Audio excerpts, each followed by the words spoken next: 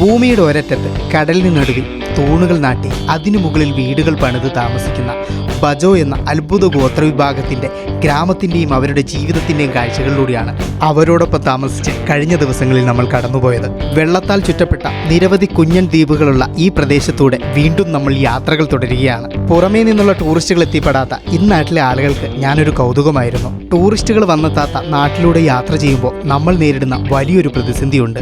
വൈകുന്നേരമാകുമ്പോൾ തങ്ങാനൊരിടം. എന്നാൽ ഇന്നത്തെ ദിവസം ഇന്തോനേഷ്യൻ നേവി ഉദ്യോഗസ്ഥരും ഇവിടുത്തെ നാട്ടുകാരും എന്നെ ഞെട്ടിച്ചു കളഞ്ഞു. തങ്ങാനിടമില്ലാതെ കുഴങ്ങി നിന്ന എൻ്റെ മുമ്പിലേക്ക് അവതരിച്ച ഇവിടുത്തെ ചില മനുഷ്യർ പിന്നീട് എന്നെ അങ്ങോട്ടേക്ക് കാണിച്ചത് വിശ്വസിക്കാനാവാത്ത വിധമുള്ള കാഴ്ചകളും അനുഭവങ്ങളുമായിരുന്നു. ഒരു വിദേശ രാജ്യത്ത് ഇത്രയധികം പ്രിവിലേജുകൾ അനുഭവിച്ച് യാത്ര ചെയ്യാൻ പറ്റുക എന്നതിൽ പല സന്തോഷം മറ്റൊന്നില്ല. നിങ്ങളും റെഡിയാണോ ഇന്നത്തെ ദിവസം ആ അത്ഭുതകരമായ കാഴ്ചകളിലൂടെ എന്നോടൊപ്പം സഞ്ചരിക്കാൻ? ആദ്യം തന്നെ വീഡിയോയ്ക്ക് ഒരു ലൈക്കും കൂട്ടത്തിൽ ഇച്ചിരി ഹൈപ്പ് പോയിന്റുകളും തന്ന് ഇന്നത്തെ യാത്ര സന്തോഷപൂർണ്ണമാക്കണേ നിങ്ങൾ. കഴിഞ്ഞ ദിവസങ്ങളിൽ നമ്മൾ താമസിച്ച ബജോ ഗ്രാമത്തിലെ ഡാനിൻ്റെ വീട്ടിൽ നിന്നും ആദ്യം തന്നെ ഇവരോടൊക്കെ ബൈ പറഞ്ഞിറങ്ങുകയാണ് നമ്മൾ. ഇതുപോലുള്ള വ്യത്യസ്തരായ ജനവിഭാഗത്തെ ഇനിയും ഞാൻ തേടി പോകേണ്ടതുണ്ടോ?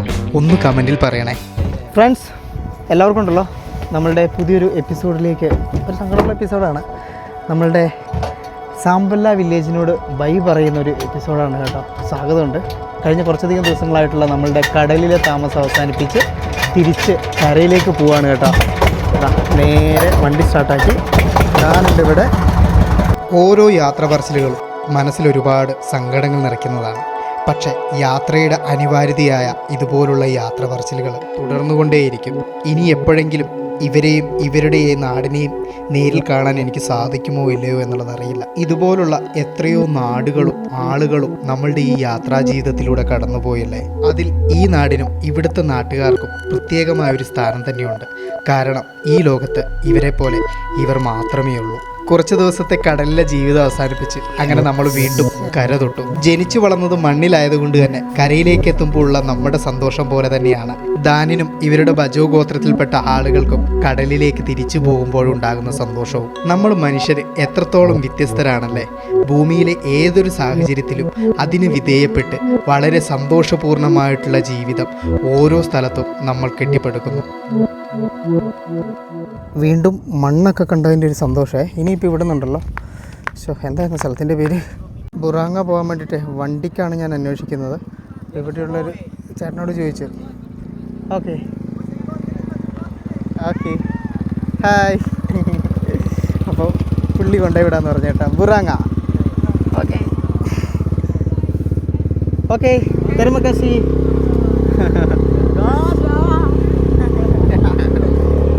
Dari nama?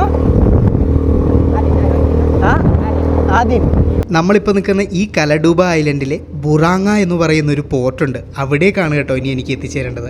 പുറം ലോകവുമായിട്ട് ബന്ധമൊക്കെ ഉള്ള മറ്റു ദ്വീപിലേക്ക് എനിക്ക് എത്തിപ്പെടണമെങ്കിൽ നാളെ രാവിലെ അവിടെ നിന്നും പുറപ്പെടുന്ന ഷിപ്പ് പിടിക്കണം. ആഴ്ചയിലെ ചില ദിവസങ്ങളിൽ മാത്രമേ ഇവിടെ നിന്നും പുറം ലോകവുമായി കണക്ട് ചെയ്യുന്ന ഷിപ്പുകൾ പുറപ്പെടാറുള്ളൂ.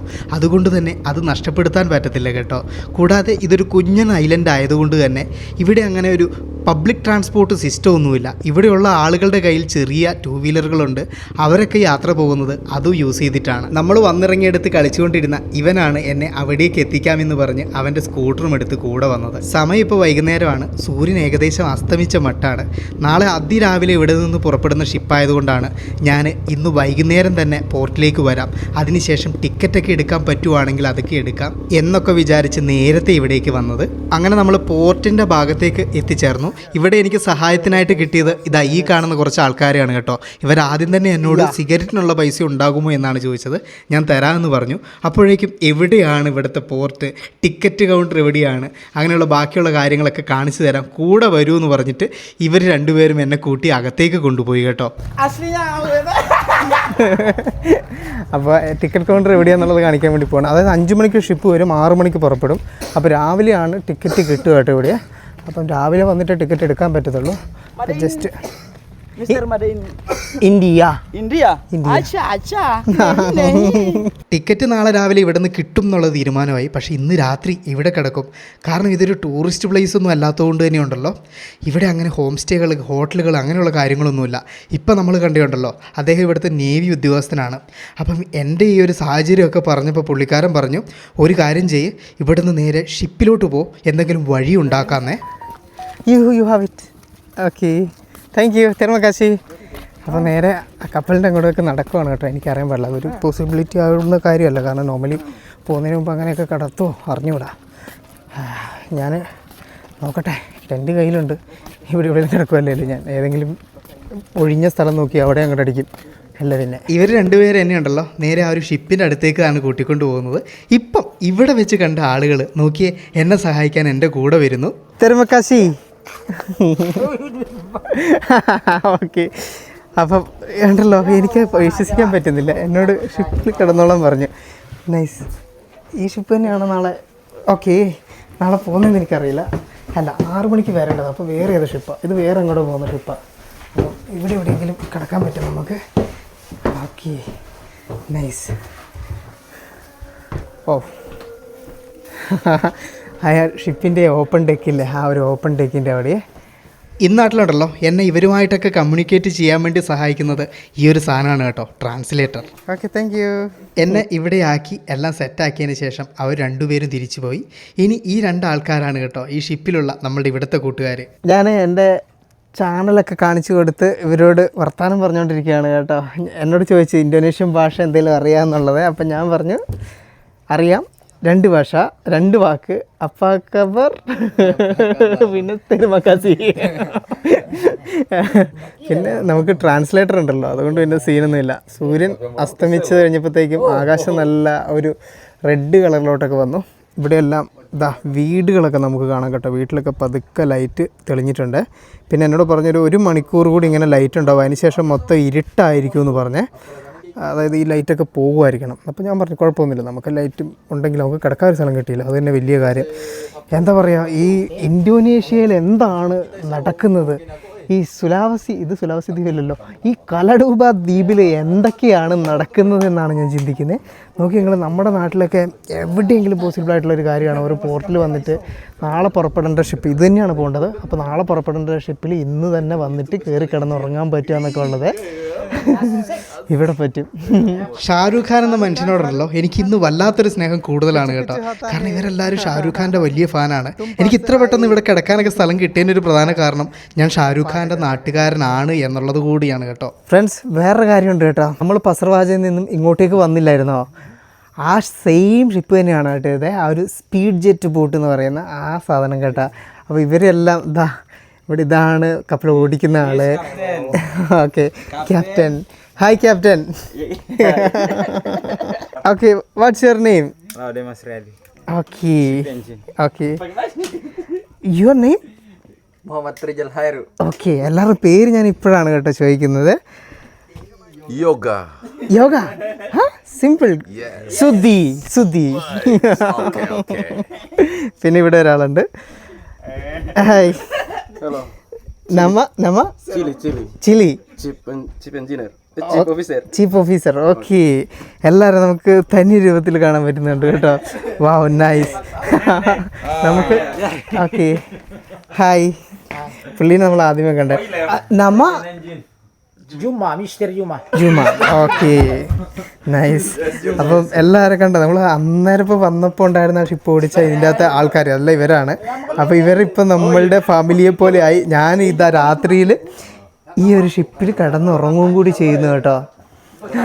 ഇത് ഭയങ്കര സ്പെഷ്യലാണ്. സാമ്പലിൽ നിന്ന് ഇറങ്ങിയപ്പോൾ ഞാൻ വിചാരിച്ചു ഭയങ്കര സങ്കടമൊക്കെ ഉണ്ടായിരുന്നു, അവിടെ നിന്ന് വരുവാണല്ലോ എന്നൊക്കെയുള്ള. പക്ഷെ തിരിച്ച് കയറി വന്നത് അതിലും വേറൊരു സംതിങ് സാധനമാണ്. രാത്രി നമ്മൾ ഇങ്ങനെ ഒരു ഷിപ്പിൽ ഇവരുടെ കൂടെ കിടന്നുറങ്ങാൻ പോകുന്നു കേട്ടോ. നൈസ്. ഇനിയിപ്പോഴേ രാത്രിക്കത്തെ ഫുഡിൻ്റെ ടൈമാണ്. അന്നേരം ഇപ്പം ഭക്ഷണം കൊണ്ടുവന്നു. ചോറും എന്താണ് നോക്കട്ടെ. ആക്ച്വലി ഇത് ഞാൻ കണക്കിപ്പെടാത്ത ഇവിടെ വന്നതാണ് കേട്ടോ. പക്ഷേ ഇവർക്കുള്ള ചോറിൻ്റെ ഒരു പങ്ക് എനിക്ക് തന്നതാണ് കേട്ടോ. ചോറും അതുപോലെ തന്നെ ചിക്കൻ ഫ്രൈയും പിന്നെ സൂപ്പും ഇത്തരം ചില അനുഭവങ്ങൾ കൂടി ചേരുമ്പോഴാണ് കേട്ടോ നമ്മളുടെ ഈ യാത്രയ്ക്ക് കൂടുതൽ എന്താ പറയുക ഒരു സ്പെഷ്യാലിറ്റി വരികയെ. ഇവിടെ ഉണ്ടല്ലോ ഇപ്പം മീൻ പിടിക്കാനൊക്കെ ആയിട്ട് ആൾക്കാർ വരുന്നുണ്ട്. കാരണം നമ്മളുടെ ഈ ഒരു ഷിപ്പ് ഇട്ടേക്കുന്ന ഇങ്ങ് കടലിൻ്റെ ഉള്ളിലുള്ള ഡെക്കിലാണല്ലോ. അതുകൊണ്ട് തന്നെ ഇപ്പോൾ ഉണ്ടല്ലോ മീൻ പിടിക്കുന്ന ആൾക്കാരുടെ എണ്ണമെല്ലാം കൂടിയേ നോക്കിയെങ്കിൽ അത്യാവശ്യം നല്ല രീതിക്ക് മീൻ കിട്ടുന്നുണ്ട്. അയില പോലത്തുള്ള എന്തോ ഒരു മീനാണ്. എന്താ അവിടെയും അവർ പിടിച്ചിടുന്നുണ്ട് കേട്ടോ. ഈ പുള്ളിക്കാരൻ പരമ്പരാഗതമായിട്ട് ചൂണ്ട കൈകൊണ്ട് എറിയുമ്പോൾ ഇവിടെ മറ്റേ കാസ്റ്റിങ് ഇതില്ലേ അത് വെച്ചിട്ടാണ് കേട്ടോ ചെയ്യുന്നത്. അങ്ങനെയാണ് രണ്ട് വ്യത്യാസമുള്ളത്. പുള്ളി കുറച്ച് കൂടുതൽ കിട്ടുന്നുണ്ട്. പക്ഷേ പുള്ളിക്കാരൻ്റെ ചൂണ്ടയിൽ കുറേ ചൂണ്ടയുണ്ട്. ഒരു ഇതിൻ്റെ അകത്ത് തന്നെ കുറേ എണ്ണം. അതുകൊണ്ട് തന്നെ പുള്ളി വന്ന് നിന്നിട്ട് ഇപ്പോൾ ഒരു 15 മിനിറ്റൊക്കെ ആയിട്ടുണ്ടാവുള്ളൂ. ആ 15 മിനിറ്റ് കൊണ്ട് ഇപ്പോൾ നോക്കി 6 മീനോളം പിടിച്ചു. അതുകൂടാതെ ഉണ്ടല്ലോ നമുക്ക് പലയിടത്തുനിന്നും ഇങ്ങനെ കുറേ മീനുകൾ ഇങ്ങനെ മേലെ തുള്ളുന്നതിൻ്റെ ആ ഒരു ഒച്ച നല്ല രീതിക്ക് കേൾക്കാം കേട്ടോ കടലിൽ. ഇത് ഇവിടെ ലൈറ്റ് ഉള്ളതുകൊണ്ട് ഈ ലൈറ്റിൻ്റെ ഭാഗത്തേക്ക് കുറേ മീനുകൾ വരുന്നുണ്ട്. അതുകൊണ്ട് തന്നെ അവിടെ നിന്ന് ഇവിടെ നിന്നൊക്കെ മീനുകൾ തുള്ളുന്നുണ്ട്. നിങ്ങൾക്ക് കാണാൻ പറ്റില്ല കേട്ടോ. Good night. അപ്പം ഞാൻ ഈ ഒരു മൂലയ്ക്ക് ഇതിൻ്റെ കൂടെ തന്നെ ഈ ഒരു സൈഡിൽ നമ്മുടെ മാറ്റൊക്കെ വിരിച്ചിട്ട് കിടന്ന് ഉറങ്ങും കേട്ടോ. രാവിലെ കാണാം. നാളെ രാവിലെ ഇവിടെയൊക്കെ മുഴുവൻ ആളുകൾ വന്ന് നിറയേണ്ട സ്ഥലമാണ്. അപ്പോൾ അതുകൊണ്ട് തന്നെ ആൾക്കാർ വരുന്നതിന് മുമ്പ് നമുക്ക് എണീക്കണം കേട്ടോ. സോ നേരത്തെ അലാറം വെച്ചിട്ട് വേണം കിടക്കാൻ വേണ്ടിയിട്ട്. Good morning friends. അങ്ങനെ ആൾക്കാരൊക്കെ വരുന്നതിന് മുമ്പ് സമയം 4:30 ഞാൻ അലാറം വെച്ച് തന്നെ എണീറ്റു. മര്യാദയ്ക്ക് ഉറങ്ങിയെന്ന് വെച്ചിട്ടുണ്ടെങ്കിൽ അത്ര വലിയ കാര്യമായിട്ടൊന്നും ഉറങ്ങിയില്ല. നല്ല തണുപ്പാണ് കേട്ടോ ഇതിൻ്റെ മേൽഭാഗത്തെ. നമ്മുടെ ഈ ഒരു ഡെക്കിൽ ഈ ഒരു സൈഡിൽ മീൻ പിടിക്കുന്ന ആൾക്കാരൊക്കെ പോയി അങ്ങ് ഭാഗത്ത് ഇപ്പോഴും പുലർച്ചയ്ക്ക് വന്ന ആൾക്കാർ മീൻ പിടിക്കുന്നതുണ്ട്. ഇതുണ്ടെങ്കിൽ അവിടെ ആ ഒരു ലൈറ്റിൻ്റെ ചുവട്ടിൽ അവിടെ മീൻ പിടിച്ചുകൊണ്ടിരിക്കുക അവർ. ഇവിടെ ഇപ്പം ഈ ഒരു ഭാഗത്തേക്ക് ഉണ്ടായിരുന്ന ലൈറ്റിൻ്റെയൊക്കെ ബാറ്ററിയുടെ ചാർജ് കിടന്ന് ഓഫായി. ഇനിയിപ്പോൾ ആ ഒരെണ്ണം കൂടി ഉള്ളൂ കേട്ടോ. പിന്നെ അങ്ങേറ്റത്തെ ഒരെണ്ണം കൂടിയേ. ഇവിടെ നമ്മുടെ ഷിപ്പിലുള്ള ആൾക്കാരൊന്നും എണീറ്റിട്ടില്ല. എണീക്കുമായിരിക്കും. അവർ എണീറ്റ് കഴിഞ്ഞതിന് ശേഷം എനിക്ക് അവിടെ ടിക്കറ്റ് എടുക്കാറാകുമ്പോൾ അങ്ങ് വീണ്ടും കരയിലോട്ട് പോയിട്ട് ടിക്കറ്റ് എടുത്തിട്ട് വേണം വരാൻ വേണ്ടിയിട്ട്. ഷിപ്പിൽ ടിക്കറ്റ് കിട്ടില്ല എന്ന് തോന്നുന്നു. പതുക്കെ പകൽ വെളിച്ചം വന്നു തുടങ്ങി. അങ്ങ് ദൂരെയായിട്ട് നമ്മുടെ ആകാശത്തിൻ്റെ കളറൊക്കെ മാറി തുടങ്ങി. പെട്ടെന്ന് തന്നെ ഉണ്ടല്ലോ ഞാൻ ബ്രഷും പേസ്റ്റൊക്കെ എടുത്ത് പല്ല് തേപ്പ് ആരംഭിച്ചു കേട്ടോ. ഇനി താമസിച്ചു കൂടാ. ഫ്രണ്ട്സ്, ഞാൻ പല്ല് തേച്ചുകൊണ്ടിരുന്ന സമയത്താണ് പെട്ടെന്നൊരാളും ബഹളമൊക്കെ കേട്ടോ. നോക്കുമ്പോഴത്തേക്കും നമ്മുടെ ഷിപ്പിലേക്ക് കയറാനുള്ള ആളുകൾ വന്നതാണ്. അവിടെ ഓൾറെഡി ഗേറ്റൊക്കെ തുറന്നു കഴിഞ്ഞു. ഇതിൻ്റെ ഉള്ളിലേക്കും ആളുകൾ വന്നു. ഞാൻ ചടപടെ നമ്മളുടെ സാധനങ്ങളൊക്കെ പാക്ക് ചെയ്ത് സെറ്റാക്കി. ഇനിയിപ്പോൾ ഞാൻ നേരെ കരയിൽ പോയിട്ട് ടിക്കറ്റ് എടുക്കട്ടെ കേട്ടോ. 6 മണിക്ക് ഇതെടുക്കും. Good morning. ആളൊക്കെ ഇത് റെഡി ആയിട്ടുണ്ട് കേട്ടോ. അതാ നമ്മളുടെ ഷിപ്പിൻ്റെ അകത്ത് ഓൾമോസ്റ്റ് ആൾക്കാരിങ്ങനെ നിറഞ്ഞുകൊണ്ടിരിക്കുകയാണ്. ഞാൻ ടിക്കറ്റ് എടുക്കാൻ വേണ്ടിയിട്ട് ഓടി പുറത്തോട്ട് ഇറങ്ങിയപ്പോൾ പുള്ളി പറഞ്ഞ് ഷിപ്പിൽ നിന്ന് തന്നെ നമുക്ക് ടിക്കറ്റ് എടുക്കാം, അവിടെ പോകേണ്ട ആവശ്യമില്ലാതെ. അപ്പോൾ കുഴപ്പമില്ല, ഓടി കര പിടിക്കേണ്ട ആവശ്യമില്ല. എന്തായാലും ഞാൻ പുറത്തു നിന്ന് ഇന്നലെ നമ്മൾ കിടന്ന ഈ ഒരു ഷിപ്പിനെ ഒന്ന് നോക്കി കാണട്ടെ. ഇത് കണ്ടെങ്കിൽ ഇതാണ് നമ്മൾ ഇന്നലെ ആ ഒരു ഹറിബറീൻ്റെ ഇടയ്ക്ക് നമുക്ക് മുഴുവനായിട്ടൊന്നും കാണാൻ പറ്റില്ല. ഇന്നലെ രാത്രി കിടന്ന ഷിപ്പ് കേട്ടോ. നൈസല്ലേ അല്ലേ? എന്ത് ചെയ്യാനെന്ന് ഓർക്കണേ. ഇപ്പം ഉറങ്ങുന്നതും എണീക്കുന്നതും ജീവിക്കുന്നതും തന്നെ ഷിപ്പിനെ ഡിപ്പെൻഡ് ചെയ്തിട്ടാണ് കേട്ടോ. ജീവിതത്തിൽ ഇങ്ങനെയൊക്കെ ഒരു അവസരം വരും എന്നുള്ളത് ഞാൻ ഒരിക്കലും പ്രതീക്ഷിച്ചതല്ല. Oh my God. എന്തോ ഇന്നത്തെ ദിവസം കടലിനും ഷിപ്പിനും ഒക്കെ എന്തെന്നില്ലാത്ത ഭംഗി.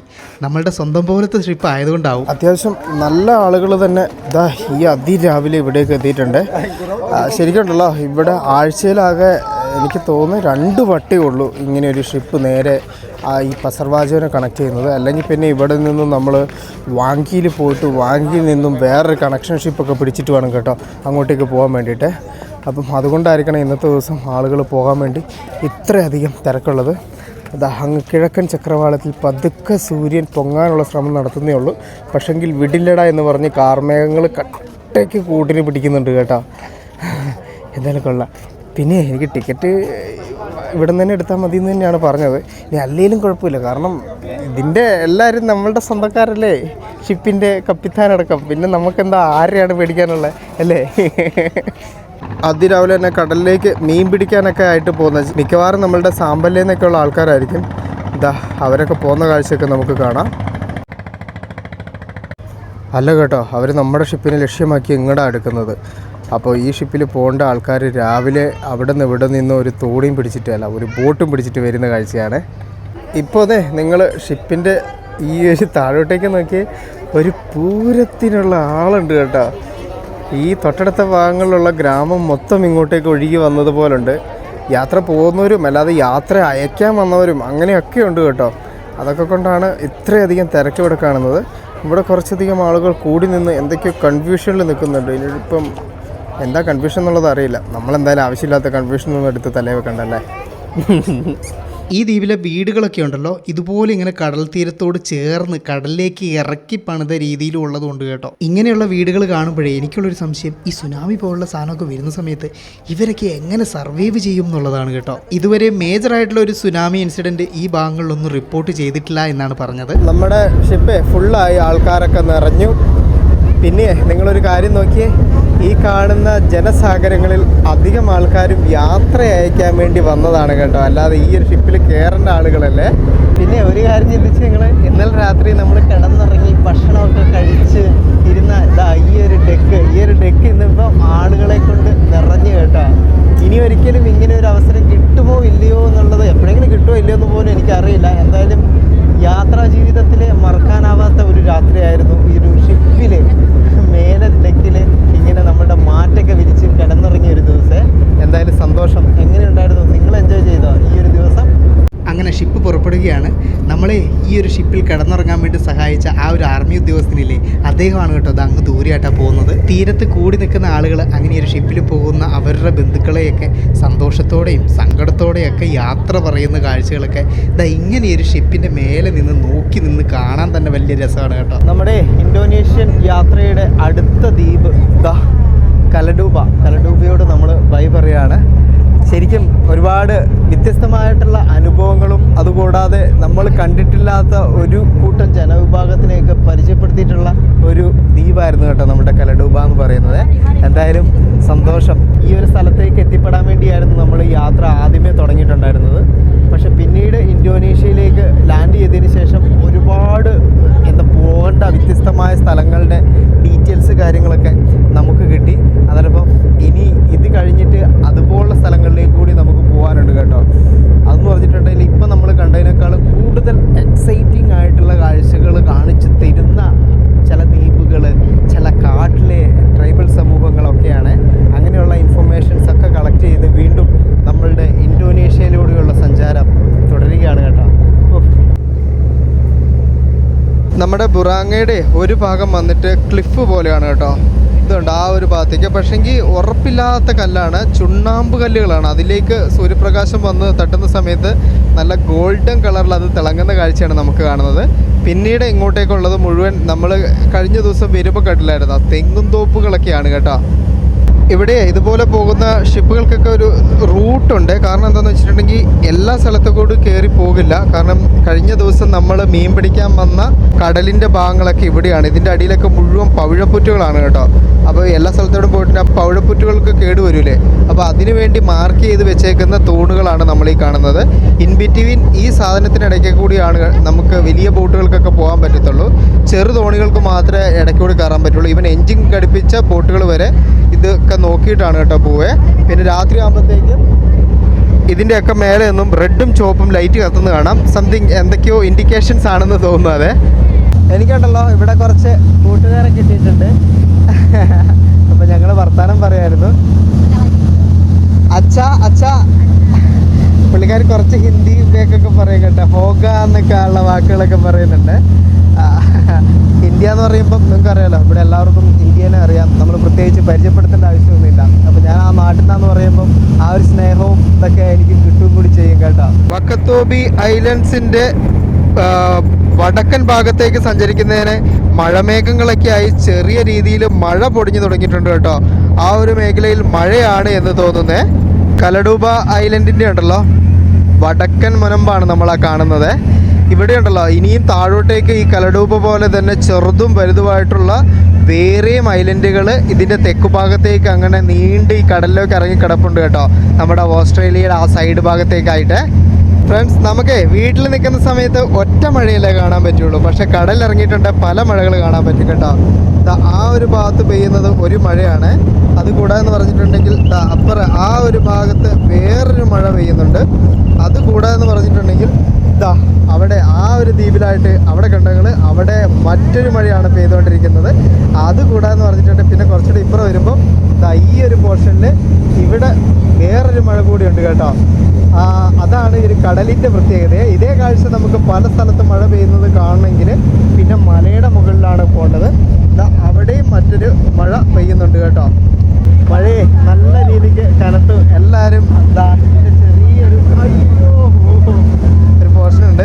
അപ്പോൾ അങ്ങോട്ടേക്ക് കയറി നിന്നേ. പക്ഷെ കാറ്റായതുകൊണ്ട് ഈ ഒരു ഭാഗത്തുനിന്ന് നല്ല രീതിക്ക് മഴ പെയ്യുന്നുണ്ട് കേട്ടോ. പണി പാളും. അയ്യോ അബദ്ധമായാലും ഇവിടെ നിന്നത്. എനിക്ക് താഴേക്ക് ഇറങ്ങി പോകായിരുന്നു. നല്ല മഴയായി കേട്ടോ. അപ്പാടെ ഇവിടുത്തെ ഡോറ് തുറന്ന് ആക്കി ഈ ഡോറ് വഴി അകത്തോട്ട് കയറാം. അതേ സേഫ്. പുറത്ത് നല്ലോണം നനയുന്നുണ്ട്. ഇതുകൊണ്ടൊന്നും ഒരു കാര്യമില്ല. അപ്പോൾ ഇന്നലെ രാത്രി മഴ പെയ്തായിരുന്നു. ഞാനും നനയായിരുന്നു കേട്ടോ. എന്തോ ഭാഗ്യം കൊണ്ട് ഇന്നലെ രാത്രി മഴ പെയ്തില്ല. മഴയ്ക്ക് ഒരു കുറവ് വന്നു. അപ്പോഴത്തേക്ക് ഞാൻ നമ്മളുടെ ഷിപ്പിൻ്റെ ഫ്രണ്ട് ഭാഗത്തേക്ക് വന്നു. ഇനിയിപ്പം ഇവിടെയും കയറി നിൽക്കാം, കുഴപ്പമൊന്നുമില്ല. കുറച്ച് ധൈര്യമൊക്കെ ആയി. ആദ്യം വന്ന സമയത്ത് ഇവിടെ ഞാൻ കയറിയിട്ടില്ലായിരുന്നു കേട്ടോ. എന്നെ അവിടെ നിന്ന് അകത്തോട്ട് വാന്ന് പറഞ്ഞിട്ട് വിളിച്ചിട്ടുണ്ട്. ഏതാണ് അതവിടെയല്ല, അവരെല്ലാം ഉണ്ട് കേട്ടോ. ഏതാണ് അകത്തേക്കുള്ള വഴി എന്നുള്ളത് എനിക്കറിയാൻ പാടില്ല കേട്ടോ. പോയി നോക്കട്ടെ. ഇവിടെ ഏതെങ്കിലും വഴി ഉണ്ടാവും, അല്ലാതെ പിന്നെ പക്ഷേ ഏതാണ് വഴി എന്നുള്ളതാണ്. നമ്മുടെ VIP റൂമില്ലേ, VIP റൂമിൻ്റെ ഇതിലെയാണ് കേട്ടോ അങ്ങോട്ടേക്ക് പോകേണ്ടത്. യെസ്, ഇത് തന്നെ വഴി. ഇതാണ് നമ്മളുടെ കപ്പിത്താൻ്റെ ഉൾഭാഗം എന്ന് പറയുന്നത്. Good morning. അങ്ങനെ ഹായ്. ഈ ഒരു യാത്രയിൽ ആദ്യമായിട്ട് ഇവരിയ്ക്കുന്ന ആ ഒരു പോർഷനും കൺട്രോൾ ചെയ്യുന്നൊരു ഭാഗമെല്ലാം കാണാൻ പറ്റി കേട്ടോ. ഇതുപോലൊരു അവസരം ഇനി ഒരിക്കലും നമ്മളെ തേടി വരുമെന്ന് തോന്നുന്നില്ല. അതുകൊണ്ട് തന്നെ ഇതിൻ്റെ ഉള്ളിലെ മാക്സിമം കാഴ്ചകൾ നമുക്ക് കാണണം. ആദ്യം തന്നെ ഇതിൻ്റെ വിൻഡോ എണ്ണി തന്നെ തുടങ്ങാം കേട്ടോ. അതാ ഇത്രയധികം വിൻഡോകൾ ഇതിൻ്റെ അകത്തുണ്ട്. അത് കൂടാതെ എന്ന് പറഞ്ഞിട്ടുണ്ടെങ്കിൽ ഇതിൻ്റെ മുൻഭാഗത്ത് ഇതാണ് കേട്ടോ ഒരു കൺട്രോൾ പാനലിൻ്റെ ഏകദേശം ഒരു രൂപം എന്ന് പറയുന്നത്. ഇവിടെയൊക്കെ ഒരുപാട് അതിൻ്റെ മോണിറ്ററുകൾ പലതും കാണിക്കുന്നുണ്ട് കേട്ടോ. ഈ കാണുന്ന 2 വീലുകൾ ഇത് കറക്കിയാണ് നമ്മളുടെ ഒരു ഷിപ്പിനെ വലത്തോട്ടും ഇടത്തോട്ടും ഒക്കെ ഇവർ കൺട്രോൾ ചെയ്യുന്നത്. ഇതിൻ്റെ ഉള്ളിൽ ഇവർ എണ്ണിക്കൊണ്ടിരിക്കുന്ന ക്യാഷ് ഈ ഒരു ഷിപ്പിൽ കയറിയ ആളുകളുടെ ടിക്കറ്റിൻ്റെ എമൗണ്ടാണ് കേട്ടോ. ഞാനും ഇതിൻ്റെ ഉള്ളിൽ നിന്ന് തന്നെയാണ് ടിക്കറ്റ് എടുത്തത്. ഇതുപോലൊരു അവസരം ഇനി ഒരിക്കലും ഉണ്ടാവത്തില്ല എന്നുള്ളത് സത്യമാണ് കേട്ടോ. ഈ കാണുന്നതാണ് നമ്മളുടെ ഈ ഒരു സ്പീഡ് വെസലിൻ്റെ ഗിയർ സിസ്റ്റം എന്ന് പറയുന്നത് കേട്ടോ. ഇതിനെ മുമ്പോട്ടേക്കും അതുപോലെ തന്നെ ബാക്കോട്ടേക്കും ഗിയറുകളുണ്ട്. ഫോർവേഡ് റിവേഴ്സ് അതിൻ്റെ അകത്ത് എഴുതിയിട്ടുണ്ടാവും. ആ ഗിയറിൽ തന്നെ വലതുഭാഗത്തും ഇടതുഭാഗത്തുമായിട്ട് 2 ലിവറുകളും കാണാവേ. ഇത് മുമ്പോട്ടും പിൻപോട്ടൊക്കെ ചലിപ്പിച്ചിട്ടാണ് ഈ ഒരു സ്പീഡ് വെസലിനെ ഇത്രയധികം സ്പീഡിൽ കടലിലൂടെ നമ്മളുടെ ലക്ഷ്യസ്ഥാനത്തേക്ക് ഇവർ കൊണ്ടുവന്നെത്തിക്കുന്നത് കേട്ടോ. അതുകൂടാതെ ഉണ്ടല്ലോ ഇവരുടെ കയ്യിൽ ബൈനോക്കുലറൊക്കെ ഉണ്ട് കേട്ടോ. നിക്കോണിൻ്റെ ബൈനോക്കുലർ. ദൂരെയുള്ള വിഷ്വൽസൊക്കെ അടുത്തൊക്കെ കാണണ്ടേ, അതിനൊക്കെ വേണ്ടിയിട്ട്. മൊത്തത്തിൽ ഇങ്ങനെയാണ്. ഈ ഒരു സൈഡിലും ഗിയറുണ്ട്. അതുപോലെ തന്നെ അപ്പുറത്തെ സൈഡിൽ അവിടെയും വരുന്നുണ്ട് ഇതുപോലൊരു ഗിയർ സംതിങ് സാധനം. ഗിയറാണോ അല്ല, അത് വേറെ എന്തൊക്കെയാണ്. പിന്നെ ഇവിടെ എന്തൊക്കെയോ സ്വിച്ചുകൾ കാര്യങ്ങളൊക്കെ വരുന്നുണ്ട്. അത് ഈ AC-യുടെ കൺട്രോളും അങ്ങനെ ഇലക്ട്രിക്കൽ കൺട്രോളുകളുടെയൊക്കെ ആയിരിക്കും. ഇത് വന്നിട്ട് റഡാറാണ് കേട്ടോ, റഡാർ സിസ്റ്റം അത് വരുന്നുണ്ട്. എന്നാലും ഒരു നാവിഗേഷൻ ശരിക്കും ഈ ഒരു ഷിപ്പ് പോകേണ്ട വഴി ഒരു കടലിൽ മാർക്ക് ചെയ്തിട്ടുണ്ട്. ഒരു ഹൈവേ പോലെ എന്നെ കൊണ്ട് നിങ്ങൾ ഒരു നീല കളറിൽ ശരിക്കും ആ ഒരു സാധനത്തിന് അടുപ്പിച്ച് വേണം പോകാൻ വേണ്ടിയിട്ട്. അതിൻ്റെ അപ്പുറം ഇപ്പുറം ചെറിയ ഒരു എന്താ പറയുക സീബ്ര ലൈൻ പോലത്തെ ഒരു സംഗതി കാണുന്നുണ്ട്. അതുവരെയാണ് മാക്സിമം പോകാൻ പറ്റുന്നത്. അതിന് അപ്പുറത്തോട്ട് ഇപ്പുറത്തോട്ട് പോകാൻ പാടില്ല എന്ന് തോന്നുന്നു കേട്ടോ. ആ ഒരു പച്ച കളറിൽ കാണുന്നത് കരയാണ്, വെള്ള കളറിൽ കാണുന്നത് കടലാണ്. പിന്നെ വേറെയും ഒരുപാട് സ്വിച്ചുകളുണ്ട്. 3 എന്താ പറയുക സ്പീഡ്, എൻജിൻ്റെ സ്പീഡ് 1753 RPM എന്നൊക്കെ അവിടെ എഴുതിയിട്ടുണ്ട് കേട്ടോ. അങ്ങനെയുള്ള 3 മീറ്ററുകൾ ഇതിൻ്റെ അകത്തുണ്ട്. അതുകൂടാതെ വലിയൊരു കമ്പ്യൂട്ടറുണ്ട്. പക്ഷേ ആ കമ്പ്യൂട്ടർ ഓൺ ചെയ്തിട്ടില്ല. റഡാറിൻ്റെ ചെറിയൊരെണ്ണം അപ്പുറം നമുക്ക് കാണാൻ പറ്റും. അതുകൂടാതെ ഇതെന്താ സാധനം, വെള്ളത്തിൻ്റെയാണോ എന്താണ് മറ്റേ ജൈറോസ്കോപ്പോ അതുപോലെ ഉണ്ട് കേട്ടോ കാണുമ്പോഴേ. പക്ഷെ അതെല്ലാം തോന്നുന്നു, ദൈവത്തിനറിയാം. പിന്നെ ഇവിടെ കമ്മ്യൂണിക്കേഷൻ സിസ്റ്റംസ്, മറ്റേ റേഡിയോ മറ്റേ സാധനങ്ങളൊക്കെ ഉണ്ടല്ലോ. അപ്പോൾ പുറത്തുള്ളത് ഓക്കെ നമ്മളുടെ കരയായിട്ടൊക്കെ കമ്മ്യൂണിക്കേറ്റ് ചെയ്യാൻ വേണ്ടിയിട്ട് ഈ ഒരു സാധനങ്ങളാണ് കേട്ടോ യൂസ് ചെയ്യുന്നത്. നൈസ്. പിന്നെ ഒരു ക്ലോക്ക് ഉണ്ട്. പിന്നെ ഇവിടെ ഇതെന്തോ ഒരു സാധനം ലിവർ വലിക്കുന്നതിൻ്റെ ആ ഒരു ഇതുകൊണ്ട്. പിന്നെ എന്ന് പറഞ്ഞിട്ടുണ്ടെങ്കിൽ ഇവിടെ ക്ലിൻസോമീറ്റർ. അതാ ഇങ്ങനെ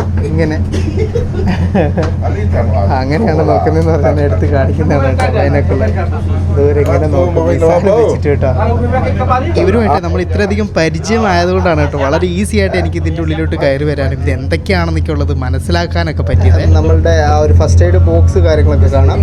പിന്നെ ഇപ്പോൾ കുറേയേറെ കളറിലുള്ള എന്തൊക്കെ തുണി കെട്ടി വെച്ചേക്കുന്നുണ്ട്. എനിക്കറിയാൻ പാടില്ല എന്തൊക്കെയാണെന്നുള്ളത്. ഇത്രയൊക്കെയാണ് ഇതിൻ്റെ ഉള്ളിലുള്ള പ്രധാനപ്പെട്ട കാഴ്ചകൾ നമുക്ക് കാണാനുള്ളത് എന്ന് പറയുന്നത്. എന്തായാലും ഒരു എന്താ പറയുക സ്പീഡ് ജെറ്റ് ബോട്ട് അല്ലെങ്കിൽ സ്പീഡ് വെസൽ ഇതിൻ്റെ ഒരു ഉൾഭാഗത്തെ എൻജിൻ റൂമിൻ്റെ ടൂർ, എൻജിൻ റൂം അല്ലല്ലോ ഇത് ശരിക്കും കൺട്രോൾ റൂമാണ്. കൺട്രോൾ റൂമിൻ്റെ ടൂർ എങ്ങനെയുണ്ടായിരുന്നു? നിങ്ങൾക്ക് ഇഷ്ടപ്പെട്ടോ? ഇനി നമ്മൾ പസർവാജ് എത്താറായോ? അല്ലല്ലോ, എവിടെയാണോ എന്തോ ഇല്ല കേട്ടോ. അത് വന്നിട്ട് നമ്മളുടെ വാഞ്ചിയാണ്. ഇതാദ്യമേ വാഞ്ചിയിൽ പോകും. വാഞ്ചിയിൽ പോയിട്ട് വാഞ്ചിയിൽ ആളെ ഇറക്കിയിട്ട് അവിടെ നിന്നുള്ള ആളെ എടുത്തിട്ട് വീണ്ടും പസർവാജയിലേക്ക് പോകും. അങ്ങനെയാണ് ഈ ഷിപ്പിൻ്റെ ഒരു ഷെഡ്യൂള്. ഓക്കെ, കൺട്രോൾ ബ്രിഡ്ജിലിരുന്ന് നമ്മളുടെ വാഞ്ചീനെ ഒന്ന് കാണാം. ആ ഒരു സാധനം ചൂണ്ടിക്കാട്ടിയിട്ട് എന്നോട് പറഞ്ഞു വക്കത്തോബിയുടെ ഐക്കൺ അതാണെന്നുള്ളത്. യെസ്, അവിടെ ഉണ്ടല്ലോ എന്തോ ഒരു രൂപം പോലെ ഉണ്ടാക്കിയേക്കുന്നുണ്ട്. അത് വക്കത്തോബിയുടെ ഐക്കണാണ് കേട്ടോ. ഞാനും ഈ വക്കത്തോബി എന്ന് പറഞ്ഞ് സെർച്ച് ചെയ്ത സമയത്ത് ആ ഒരു പ്രതിമ പോലത്തെ ആ സാധനത്തിൻ്റെ ഫോട്ടോ ഞാൻ കണ്ടിട്ടുണ്ടായിരുന്നു കേട്ടോ.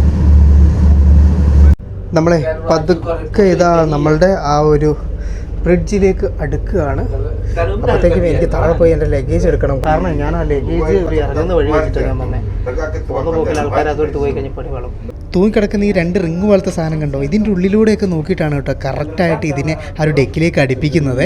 ഇവിടെ അതിൻ്റെ സ്പീഡ് ഉണ്ടല്ലോ. ഇപ്പോൾ ഇതിങ്ങനെ പതുക്കെ പതുക്കെ കൺട്രോൾ ചെയ്ത് സെറ്റാക്കിയിട്ടുണ്ട്. അതുകൂടാതെ ഇതുണ്ടോ ഈ ഒരു സാധനം ഇപ്പം ന്യൂട്രലിലേക്ക് വന്നേ നമ്മളുടെ ഗിയർ ഇത് ന്യൂട്രലിട്ടിട്ടുണ്ട്. അതിനിപ്പം ഇത്രയും നേരം വന്ന ആ ഒരു സ്പീഡില്ലേ, ആ ഒരു സ്പീഡ് എൻജിനില്ലാതെ ആ ഒരു ഓളം തള്ളലിൽ അങ്ങനെ അങ്ങോട്ടേക്ക് പോകണം കേട്ടോ. അതാണ് ഇതിൻ്റെ ഒരു പരിപാടിയെ. കാരണം വീണ്ടും കുറച്ച് സ്പീഡ് കൂട്ടിയ കാരണം നമ്മൾ വന്നതിൻ്റെ ആ ഒരു ആക്കം കുറഞ്ഞതുകൊണ്ട് അത് കഴിഞ്ഞ് വീണ്ടും ഇപ്പം ന്യൂട്രലാക്കി. യെസ്, കൺട്രോൾ ചെയ്യുന്നത് ഒരാളും സ്പീഡ് തിരിക്കുന്ന അതൊക്കെ വേറൊരാളും, അങ്ങനെയാണ് കേട്ടോ മൊത്തത്തിലുള്ള ഇതിൻ്റെ ഒരു കൺട്രോള്. നമ്മുടെ ഷിപ്പ് ഇതാ ഇങ്ങോട്ട് അടുത്ത് ആ ഒരു ഷിപ്പുമായിട്ടാണ് കേട്ടോ കൂട്ടി ബന്ധിപ്പിച്ചേക്കുന്നത്. യെസ്, അതുമായിട്ട് വെച്ചിട്ടാണ് കെട്ടി വെച്ചേക്കുന്നത്. ആ ഒരു ജനൽ വഴി തല പുറത്തേക്ക് ഇട്ടിട്ടാണ് ആ സൈഡിലത്തെ കാഴ്ചകളൊക്കെ നോക്കുന്നത് കേട്ടോ. കാരണം അടുപ്പിക്കുന്നത് കറക്റ്റ് സെറ്റായി അടുപ്പിക്കുകയൊക്കെ വേണമല്ലോ. അപ്പോൾ അതിന് വേണ്ടിയിട്ടുള്ളത്. ഇപ്പോൾ എല്ലാം വന്നു, ഇതാ റീസെറ്റായി. ദെൻ ഷിപ്പ് ഇവിടെ നിന്നു. ഇനിയിപ്പോൾ ഇവിടെ നാളെ ഇറക്കുകയും കയറ്റുകയും ചെയ്തതിന് ശേഷം ബാക്കി യാത്ര തുടരുവേ.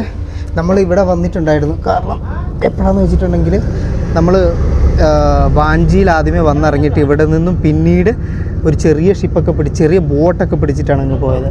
അപ്പം ഇതാ ആ വന്നിറങ്ങിയ വാഞ്ചിയിൽ ഇപ്പം നമ്മൾ ഒരു ഷിപ്പിൻ്റെ കൺട്രോൾ റൂമിലിരുന്ന് വീണ്ടും തിരിച്ച് വന്നിട്ടാണ്. VIP ക്യാബിൻ്റെ കാഴ്ച ഞാൻ വരുമ്പോൾ കാണിച്ചിട്ടില്ലായിരുന്നല്ലോ. VIP ക്യാബിൻ്റെ സീറ്റ് ഇങ്ങനെയാണ് ഉണ്ടാവുക. 4 സീറ്റുകളാണുള്ളത്. ഇത് പിന്നെ എന്താ പറയുക, നമുക്ക് ഇൻക്ലൈനും ഡിക്ലൈനും അങ്ങനെ ചെയ്യാൻ പറ്റും. താത്തവും പൊക്കും ചെയ്യാൻ പറ്റും. അപ്പോൾ കുറച്ചും കൂടി റെസ്റ്റ് ചെയ്തിട്ട് നമുക്ക് പോകാൻ പറ്റും കേട്ടോ. അതാണ് ഈ ഒരു VIP ക്യാബിൻ്റെ ഗുണം എന്ന് പറയുന്നത്. പിന്നെ AC ഒക്കെ അത്യാവശ്യം കുറച്ചും കൂടി നല്ല കൂടുതലുണ്ട്. ഇന്നലെ രാത്രി ശരിക്കും നല്ല രീതിക്ക് ഉറങ്ങിയിട്ടില്ലായിരുന്നു. ഇറക്കി എണീറ്റും അങ്ങനെയൊക്കെയാണ് ഉറങ്ങിയത്. അപ്പം ഞാൻ ജസ്റ്റ് ഒന്ന് ഇവിടെ സീറ്റിൽ വന്ന് കുറച്ച് നേരം ഒന്ന് ഉറങ്ങി കണ്ണ് തുറന്ന് നോക്കുമ്പോഴത്തേക്കും കരയാണ് കാണുന്നത്. നമ്മളങ്ങനെ പസർവാജയുടെ തീരത്തേക്ക് അടുക്കുവാണ് കേട്ടോ. പസർവാജയുടെ ആ ഒരു ഉൾക്കടൽ ഭാഗമല്ലേ, അവിടേക്ക് കയറി നമ്മളുടെ തുറമുഖത്തിൽ നമ്മളടുത്തു. ഇന്ന് അത്യാവശ്യം നല്ല രീതിക്ക് വെള്ളം കുറവാണ് നമ്മൾ വന്നതിനേക്കാൾ. അതുകൊണ്ട് തന്നെ അധികം പൊക്കത്തിൽ അല്ല ഇവിടുന്ന് കയറാനുള്ള ആ ഒരു ഏണിയുള്ളത്.